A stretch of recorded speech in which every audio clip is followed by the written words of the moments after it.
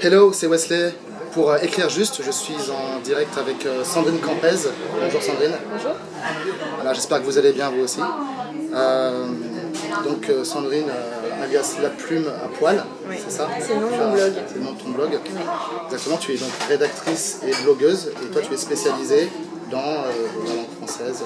La langue française et en particulier l'orthographe. Okay. Voilà, donc tu as sorti déjà plusieurs livres, auteur notamment de 99 dessins pour ne plus faire de fautes, qui s'est très bien vendu sur Amazon. Et voilà, moi je suis en possession de 99 nouveaux dessins pour ne plus faire de fautes, qui est également très bonne position. Voilà. Oui. Qu'est-ce que j'ai oublié de dire Il sur y toi? a eu d'autres livres aussi sur l'orthographe. Tu fais partie également du projet Voltaire, enfin Oui, je collabore au projet tu Voltaire. collabores régulièrement avec eux, Oui. et tu es une grande tweeteuse, Oui. actuellement à plus de 1000 tweets. Oui, il y a plus assidu que moi, mais c'est vrai que j'aime bien. Et je fais une dictée aussi tous les jours. Tu lis plus que moi en tout cas. Oui, j'aime bien tout ça. Une petite dictée. Les dictées, oui, qu'on fait en collaboration avec Larousse. Okay. Donc tous les matins, il y a une petite vidéo et je dis une phrase et les gens doivent l'écrire. Ouf, point d'exclamation, c'en est fini de l'élection présidentielle américaine. Point, on va enfin pouvoir s'occuper de la nôtre, point de suspension. Avec des lots à gagner, voilà, moi j'ai eu la chance de remporter ça. Moi, c'était sur une question qui n'avait rien à voir, c'était, je sais plus ce que c'était, mais une question... non, c'était faire bonne chère, c'était ça, je pense, c'était sur ce... On va voir dans le livre d'ailleurs, quelque part. Oui. Donc déjà première question, toi qui es vraiment dans le milieu du français, de l'orthographe, de la grammaire, ça me parle. Qu'est-ce qui t'a amené à te lancer là-dedans?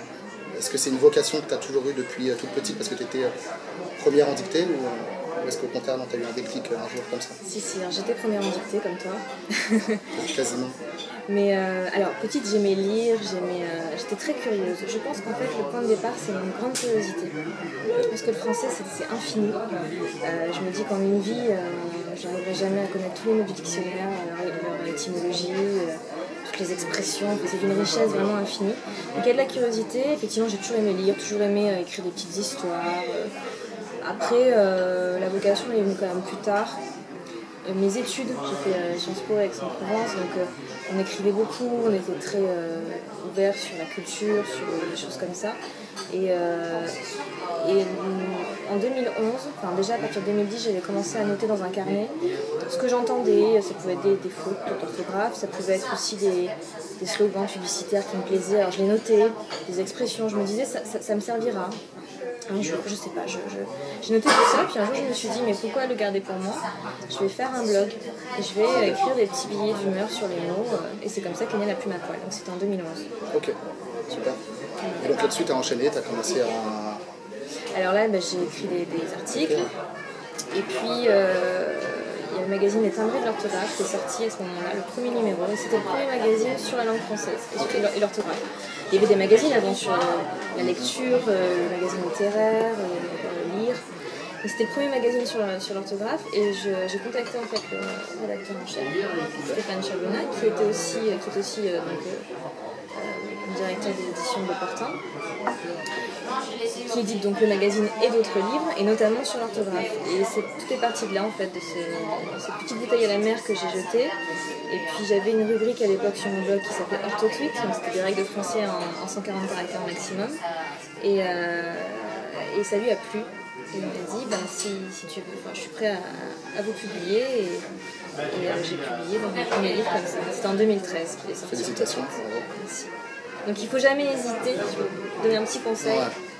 Voilà, à envoyer, à se manifester, parce qu'en plus je n'ai rien demandé, j'ai juste dit voilà, j'ai un blog, j'ai cette rubrique là, si vous avez des conseils à me donner, je suis preneuse. J'ai même rien demandé vraiment, mais je me suis manifestée. Donc ça c'est un conseil que tu donnes aux gens en général dans la vie, et aux gens qui veulent... Voilà. Parce que ça peut partir de pas grand chose, et après c'est vertueux. Pour suivre une passion, parfois il suffit de contacter une personne qui est un intermédiaire et qui connaît un tel. Voilà, faut pas hésiter, surtout pas se dire ah non, ça va le déranger, ou alors j'ai pas ma chance, mais non ça va pas marcher. C'est souvent quand on se dit ça va pas marcher que ça marche. La preuve, je suis là à côté de toi aujourd'hui et j'ai la chance de pouvoir t'interviewer. Voilà, il suffit d'aller taper à la porte, effectivement. On se rend compte que les gens sont humains. Bien sûr, oui.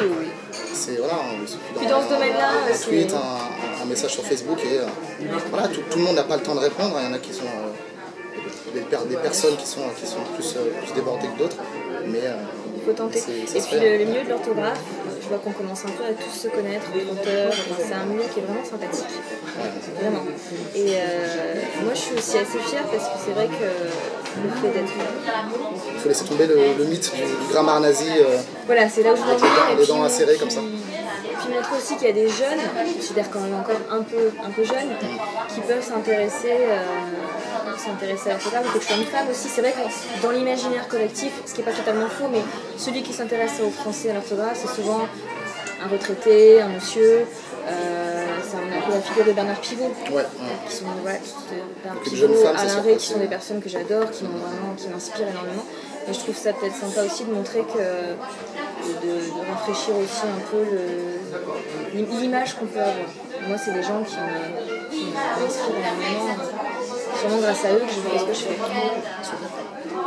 Et justement, à ce propos, qu'est-ce que toi tu penses du niveau de français en France et plus largement dans la francophonie, mais déjà dans l'Hexagone? Aujourd'hui, est-ce que selon toi ça se dégrade? Est-ce que vers quoi on évolue? Est-ce que le niveau est toujours... Moi j'ai du mal à me rendre compte que ça se dégrade parce que je suis pas prof. En tout cas j'écoute ce que disent les enseignants notamment. Et oui, pour eux il y a clairement une vraie dégradation. La dernière fois j'ai revu ma prof d'économie, j'ai fait la section ES, et je lui ai demandé... Comme moi, j'ai fait ça. C'est bien, ça ouvre quasiment plein de carrière et de perspectives. Et je lui ai demandé, parce que elle, je savais qu'elle a vraiment l'expérience, le recul, je lui ai dit, est-ce que vraiment, quand vous corrigez une copie, là, vous voyez la différence entre là, les élèves que vous avez là actuellement, et ma classe, à l'époque où j'étais. Donc ça remonte à 15 ans, à terminale, et elle m'a dit oui, sincèrement oui, mais elle me dit, vous savez, je les corrige même plus en fait. C'est ça surtout moi qui je me dis maintenant on a baissé les bras, les enseignants ont baissé les bras, ils se disent si je sanctionne l'orthographe, tout le monde aura zéro quoi. Ou alors il faudrait presque donner à l'inverse, il faudrait presque une bonne copie, peut-être qu'il faudrait faire ça, et des points en plus, c'est ça, on a l'impression maintenant de voir quand on reçoit un message et qu'il n'y a aucune faute, que c'est un exploit. C'est un peu l'inverse. C'est-à-dire que la règle en fait c'est faire des fautes et l'exception c'est en faire moins quoi, ou ne pas en faire. La fameuse exception qui confirme la règle. Ouais, c'est ça. Mais au bac c'est pareil. Si demain on sanctionne l'orthographe au bac, les 80% de passage avant le bac c'est terminé. Donc on peut pas quoi. Après la question c'est est-ce que c'est si important que ça? Parce que souvent il y a des gens qui me disent il y en a qui me disent mais l'orthographe c'est pas important, l'essentiel c'est de se faire comprendre. Alors qu'est-ce que tu en penses toi de ça? Parce que moi aussi j'ai ce genre de réaction. Alors il y a deux choses. Je pense notamment au langage SMS et à tous ces langages un peu... Enfin, le langage SMS c'est de la phonétique tout simplement. Il y a toujours eu des langages propres à des communautés, propres aux jeunes, je pense à l'argot, je pense au verlan. Mais j'ai l'impression qu'il y a une petite différence, c'est qu'avant, les gens qui parlaient ce langage-là entre eux, ils savaient aussi parler le bon français face à un employeur, face à un professeur, face... je sais pas moi, un recruteur qui dit... C'était un code au sein d'un groupe. Voilà, mais ils savaient basculer de l'un à l'autre, j'ai l'impression. Aujourd'hui, ce qui me gêne, et c'est ce que disent les profs, c'est que dans les copies, il y a du langage SMS. Donc ça veut dire que cet effort de conversion, a priori, ils n'arrivent plus à le faire. Il y a un registre qu'on utilise... Enfin, on utilise la même manière de réfléchir, de raisonner en orthographe, partout, dans tous les registres. Et c'est ce qui pose problème. Je pense qu'il y a ça. Là, c'est un premier élément. Et deuxièmement, lorsqu'on dit on s'en fiche, on peut écrire n'importe comment, c'est pas grave, ce qu'il faut c'est qu'on se comprenne. Autrement dit, écrivons tous en orthographe phonétique et on se comprendra. Alors là, je suis pas tout à fait d'accord. Et il y a un exemple que j'aime bien citer. C'est l'exemple du cordonnier. Demain, tu vas déposer ta paire de chaussures chez le cordonnier et tu payes par avance la réparation. Et donc la personne qui est là, qui ne sait pas bien écrire, écrit à payer à... P-A-Y. A plus loin, P-A-Y-E-R. Non, alors A accent. Attends, mais là, faut que je le fasse, que je suis encore rouillée, c'est pas ça. Donc l'exemple, c'est que si tu vas chez le cordonnier, que tu déposes une paire de chaussures, que tu payes par avance la réparation, la personne qui te reçoit écrit à payer, à accent, PA, plus loin, PAYER. Sous-entendu, c'est à payer, il faudra le faire. Voilà, au lieu d'écrire A plus loin, PAYE accent aigu. Quand tu vas récupérer ta paire de chaussures une semaine après, tu vas tomber sur une autre personne qui va voir le petit bon où il y a écrit à payer, qui va te réclamer de l'argent. D'accord. Donc là, voilà, j'aime bien citer cet exemple parce que ça montre bien que si l'orthographe, ça aide à se faire comprendre, tu te rends compte, là, tu peux payer 2 fois, tu peux perdre de l'argent. Absolument. Autre exemple, lié aussi à l'argent, l'orthographe, ça permet aussi de déceler les mails frauduleux. Quand tu reçois des mails, tu sais, des impôts qui te disent que tu leur dois de l'argent, au contraire, un trop perçu plutôt, c'est ça, ou qu'il faut donner ton RIB et tes coordonnées bancaires. Oui. Ou alors que tu as le droit à je sais pas quoi, enfin, et souvent c'est l'orthographe qui aide à savoir si c'est vrai ou faux. Exactement. Idem pour les faux profils qui se créent sur Facebook. La dernière fois j'ai eu le profil d'une amie qui m'envoie un message. Du coup ça va, je sais pas quoi, il y avait des fautes. Et moi je sais qu'elle n'en fait pas. Donc tu vois, ça m'a aidé à savoir que c'était pas elle. C'est hyper intéressant de ce point de vue-là. Ça fait partie des éléments qui vont t'aider à reconnaître une personne, en fait, son identité. Donc, finalement, il y a plusieurs points. Un, effectivement, ça aide à se faire comprendre. Donc, c'est faux de dire que ça n'a pas d'importance. 2, c'est ta présentation, quoi. C'est aussi de la même manière que tu vas t'habiller d'une certaine façon, que tu vas avoir tel geste, être poli, dire bonjour. Bah, l'orthographe, c'est Alain, le philosophe, qui disait l'orthographe, c'est de la politesse. Alors après, il faut avoir en face quelqu'un pour qui c'est important. Peut-être que... C'est ça le truc aussi. Moi, des fois, je me dis, mais alors, les recruteurs, enfin, ceux qui font des fautes aujourd'hui, les jeunes, vont être les recruteurs de demain. Donc, est-ce que pour eux, ça va être aussi important pour nous? Exactement, et peut-être qu'eux-mêmes ne seront même pas en mesure de déceler les fautes.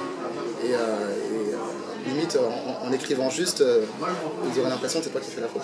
Oui, d'ailleurs, ça arrive. Je sais pas si c'est arrivé pour toi, mais... Si. Mais alors moi, je lâche pas. Mais là, tu prends la tête, tu mets me souviens, devant le Larousse en regardant ça. J'ai une amie, je lui explique qu'après que, il faut mettre l'indicatif. Ça fait un peu bizarre. Après qu'il est parti. On a envie de dire après qu'il soit parti.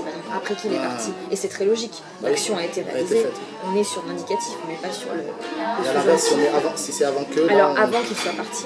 Parce qu'il n'est pas encore parti. Donc je ne sais pas s'il va partir ou pas. En tout cas, avant, j'ai fait ça. Et je le disais à une amie la dernière fois, elle me dit, mais ah non, c'est pas beau.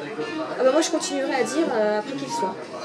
Mais oui, mais c'est pas correct. Et puis là, pour le coup, c'est pas arbitraire, je trouve qu'il y a une vraie logique. C'est clair. Autant il y a plein de sujets en français où c'est un peu arbitraire, mais alors là, il y a une logique, respecte-la. Enfin, bah non, elle m'a dit non, c'est pas joli, je considère. Mais dans un sens, elle se fera pas reprendre. Je suis sûre qu'elle se fera pas reprendre. Alors que moi, si je dis après qu'il est sorti, on me dira. Oui, parce que toi, justement, on va t'attendre au tournant, quoi. Et le pire, je pense, c'est de corriger une faute. Alors que c'est pas une faute en fait. C'est ce côté grammaire nazi justement, les gens qui corrigent et en fait ils se trompent. Et là ils disent autant pour moi, qui s'écrit AUTEMPS. Voilà. C'est ça. Mais pareil, il y a 2 écoles, il y a des académiciens qui... On va pas rentrer dans ce débat. Il y a 2 écoles, mais là il me faut encore l'étymologie, l'origine. C'est pour ça que c'est bien, si ça peut aider de faire du latin, ça peut aider un petit peu de... Totalement, Parce que là pour le coup je veux bien écrire AUTANT, mais alors il n'y a plus aucune origine et justification étymologique. Donc c'est... Mais attention parce que en termes d'occurrence, notamment sur Google, autant AUTANT, autant pour moi c'est ça. Majoritaire. Tu fais ton référencement naturel. Donc peut-être que d'ici quelques années, plus dans des décennies, l'usage tranchera et peut-être que AUTANT s'imposera et on considérera que AU+TEMPS c'est une orthographe vieillie. C'est souvent comme ça que ça marche. Mais l'usage a le dernier mot, donc et parfois ça s'impose pas. C'est encore vivant là. Bien sûr. Donc c'est sûr que quand j'entends ils croivent, c'est difficile à croire. C'est le cas de le dire. Oui, mais parce que ça fait... C'est marrant parce qu'il y a toujours... Moi je dis toujours, il y a toujours une bonne raison de faire une erreur. Alors là, par exemple, dans il croit, c'est qu'on a du mal à dire... Je pense que c'est peut-être pour distinguer le il croit singulier, il sans S, et le... Alors on veut marquer la différence, et sauf que comme c'est ENT, ça se prononce pas, il y a peut-être une bonne intention derrière ça en fait. J'essaye de trouver toujours la raison. Mais sauf que le verbe croiver... il n'est pas encore sorti, peut-être l'édition, dans une des prochaines éditions. Mais... et justement, à ce propos, est-ce qu'il y a des difficultés que tu repères en particulier à l'écrit? Est-ce que c'est plutôt l'orthographe lexicale ou l'orthographe grammaticale, justement, les accords? Ou un peu des deux? Enfin, qu'est-ce qui est le plus difficile? Il y a des deux, mais ce qui fait beaucoup souffrir les gens, c'est vraiment l'orthographe grammaticale. Ouais. Et c'est ce qui, les accords, les conjugaisons. Et c'est ce qui, avec l'exemple du cordonnier, justement, on voit bien que ça pose vraiment problème. Moi, je distingue deux choses. Moi, les questions que je me pose à chaque fois, c'est qui fait la faute? Est-ce que c'est le concierge de mon immeuble, un restaurateur, je sais pas moi, des gens dont ce n'est pas le métier quelque part, l'orthographe, le français? J'ai tendance à être quand même beaucoup plus tolérante avec ces personnes-là. Bien sûr que je vais être tentée de corriger les mots que laisse, je sais pas, le gardien de mon immeuble, mais en revanche, là où ça me gêne plus, c'est lorsque c'est un journaliste, lorsque c'est un politique, lorsque c'est des personnes qui sont des modèles. Là, ça me dérange plus. Voilà. Ça, c'est la première distinction. Et la deuxième distinction, oui, c'est entre effectivement orthographe lexicale et orthographe grammaticale. C'est vrai que d'écrire développement avec un P ou deux P, bon, on comprend que tu veux dire développement. En revanche, voilà, il y a d'autres cas où si tu te trompes de personne, quand tu conjugues, de temps, enfin... Quand il y a des homonymes aussi, il faut pouvoir... oui, voilà, effectivement. Différenciation de sens. Ouais. C'est ça. Alors c'est drôle par exemple sur les homonymes parce que j'ai souvent une question sur pause que j'ai illustrée mais dans le premier tome, dans les 99 dessins. Et souvent on me dit oui mais par exemple chez le coiffeur, on parle du temps de pause P-A-U-S-E ou du temps de pause P-O-S-E. Je dis bah ça dépend. La coiffeuse par exemple, pendant le temps de pause de la couleur de sa cliente, donc pause P-O-S-E, elle peut bénéficier d'un temps de pause P-A-U-S-E pour fumer par exemple une cigarette. Autre chose. Et donc il y a des... Effectivement là c'est important. Parce que dans un sens on parle... J'en ai mis comme ça aussi. Oui. Quand on dit ça vaut le coup. Ça vaut le coup, c'est COUP, l'usage originel. Ça vaut le coup, ça vaut le coup. Mais ça peut valoir également le coup si ça vaut son prix. Avec accent circonflexe et T. C'est vrai. Je l'afficherai peut-être sur l'écran. Très bon exemple. Pour ceux qui sont plus visuels. Ouais. Donc c'est pas que du luxe, voilà. Il y a quand même des moments où ça a une vraie utilité l'orthographe. Effectivement, distinguer les homonymes, tu fais bien de le rappeler. Très important. Oui. Ok, toi si tu avais un seul conseil à donner aux gens qui veulent progresser à l'écrit. Alors, le conseil ultime. Je vais pas répondre lire, comme j'entends beaucoup. Alors si, c'est bien de lire, hein, attention. Mais il y a des personnes qui n'ont pas la lecture orthographiante. C'est-à-dire qu'ils ont beau lire quantité de pages, ils vont pas s'attarder sur l'orthographe des mots, ils vont lire les phrases en un bloc, ils vont s'intéresser au sens, mais ils vont pas photographier, surtout les personnes qui sont pas visuelles. Donc lire, c'est pas la solution miracle. D'ailleurs, on en a des livres. Alors c'est bien, évidemment. Disons que les gens qui ont une bonne orthographe aujourd'hui, c'est souvent des gens qui ont lu ou qui lisent. Mais l'inverse n'est pas vrai. C'est pas parce que tu lis que tu écriras sans faute. Alors il y a des outils qui aident à progresser. Alors, évidemment, il y a ceux du projet Voltaire. En tout cas, ça c'est pour l'orthographe. Là, c'est pour l'orthographe lexicale, bien sûr. Après, voilà, il y a des outils comme le projet Voltaire. Identifier des fautes dans des phrases. Il y a une application qui est très très ludique, donc ça c'est vrai que ça marche bien. Regardez la minute écrire juste un peu. Ouais, et aussi, évidemment, bien sûr, vous voyez, il y a plein de moyens différents, de livres, les applications, les vidéos, enfin, on a plein d'outils à disposition. Et puis après, bon, un truc qui paraît bête, mais c'est vrai que prendre le temps. Le problème, c'est qu'aujourd'hui, on va aller très vite, notamment sur les réseaux sociaux, on fait beaucoup de fautes. Quand on rédige un mail. Quand on envoie un texto. Voilà, parce qu'on est dans l'instantanéité, on est dans la réaction.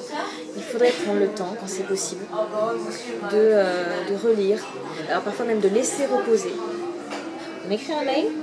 Voilà, on va faire autre chose entre temps, et ensuite on y revient et on l'envoie. Ne serait-ce qu'une pause de quelques minutes, aller prendre un café. Exactement, on revient. Comme ça on a l'esprit un peu plus frais quand on vient dessus, ou alors quand on a aussi cette chance-là, pouvoir le faire relire par quelqu'un. Et puis, dès qu'on a un doute, parce qu'il y a l'histoire des correcteurs orthographiques surtout. Moi j'en utilise un, mais je l'utilise vraiment pour balayer mon texte. Parce que quand même il repère quelques petites erreurs, parfois des coquilles, ou il y a des choses qu'il ne voit pas du tout. Par exemple, si on répète deux mots côte à côte, enfin si on répète un mot, pardon, qu'on met le même mot côte à côte, le correcteur ne va pas le voir. Et puis il suggère. Ça Word le voit, il me semble.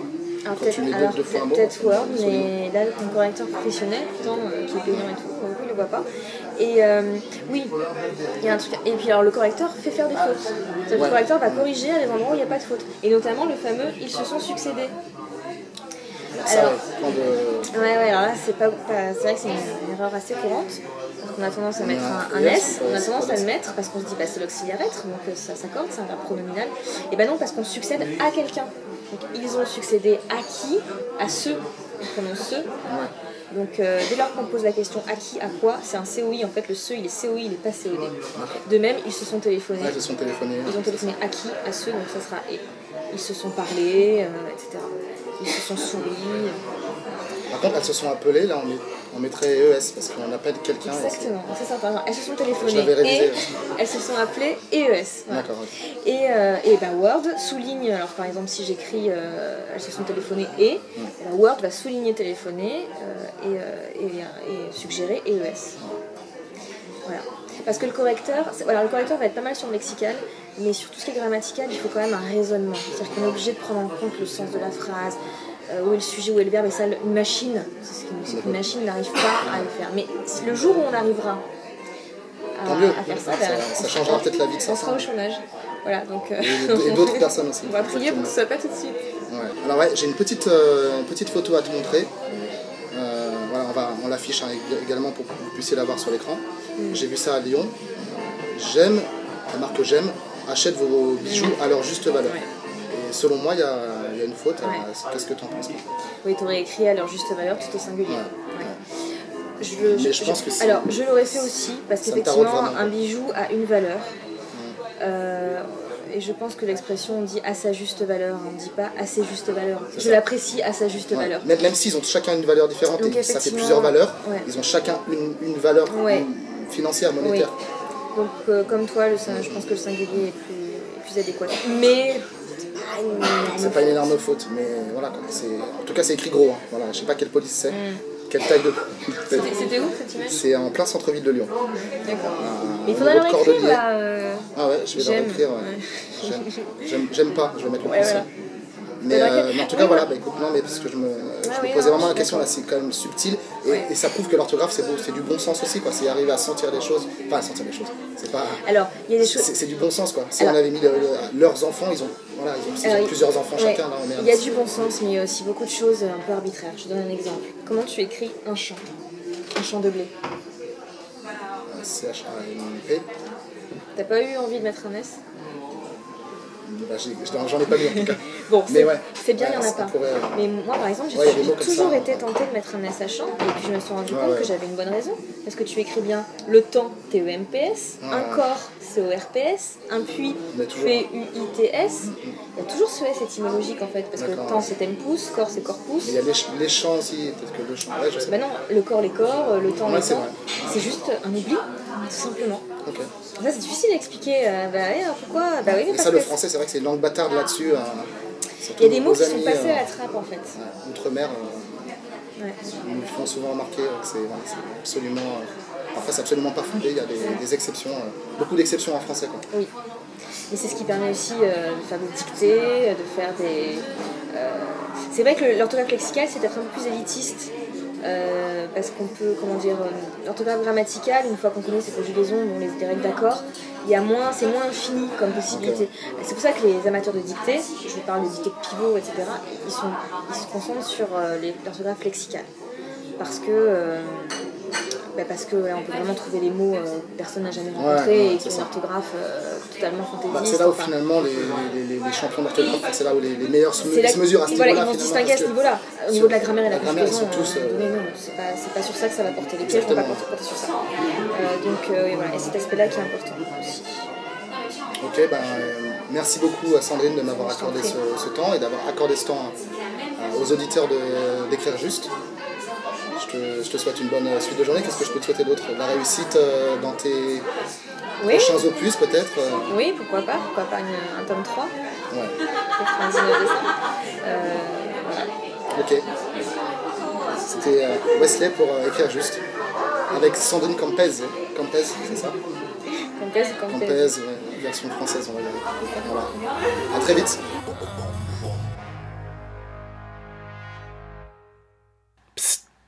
Tu as regardé cette vidéo jusqu'au bout. Franchement, félicitations à toi parce que 25 minutes sur l'orthographe, c'est pas évident. Et ça veut dire que tu as vraiment kiffé ce contenu. Alors, je t'invite à t'abonner à ma chaîne YouTube. A plus.